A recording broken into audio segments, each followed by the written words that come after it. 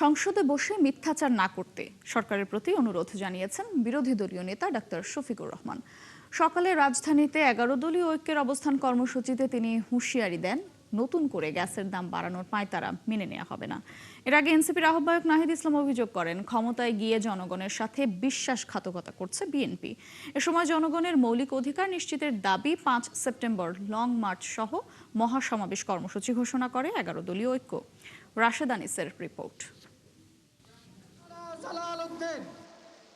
সাধারণ মানুষের ভোগান্তি নিরসনের দাবিতে বৃহস্পতিবার সকালে রাজধানীর মুক্তাঙ্গনে এই অবস্থান কর্মসূচি পালন করে জামাত নেতৃত্বাধীন ১১ দলীয় ঐক্য।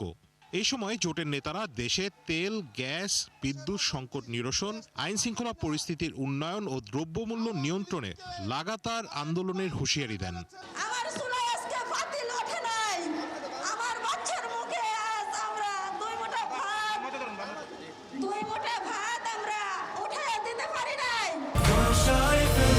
বছর ধরে কোটি মানুষের আস্থায় পাইপের বস আরএফএল পাইপ। পরিকল্পিতভাবে আমাদের জ্বালানি খাতকে বেসরকারি খাতে দিয়ে দেওয়া এবং আমদানি নির্ভর করে দেওয়া হচ্ছে। বাংলাদেশে ম্যানেজ বোর্ডের প্রধানমন্ত্রী, শোয়াফ প্রধানমন্ত্রী তারেক রহমানের আর এক মুহূর্ত ক্ষমতায় থাকার অধিকার নাই। এই সময় বিরোধী দলীয় চিফ হুইপ বলেন, সরকার জনগণের মৌলিক চাহিদা পূরণে ব্যর্থ হলে পদত্যাগ করতে হবে। তার দাবি, গেল ৫ মাসে সরকারের পারফরমেন্স মাইনাসে।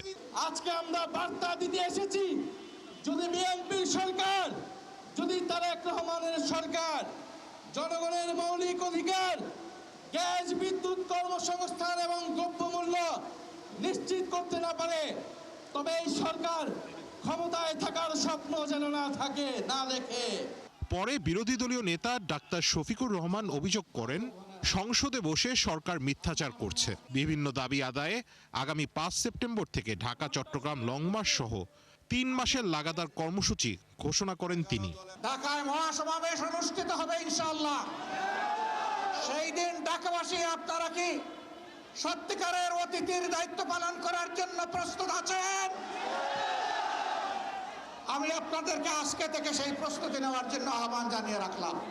এ সময় জামাতের আমির অভিযোগ করেন, নতুন করে সরকার গ্যাসের দাম বাড়ানোর পায়তারা করছে। ঘরে ঘরে বিদ্যুৎ চাই, সংসদের ভিতরে আর মিথ্যা বিবৃতি দিবেন না। রাশেদ আনিস, ৭১, ঢাকা।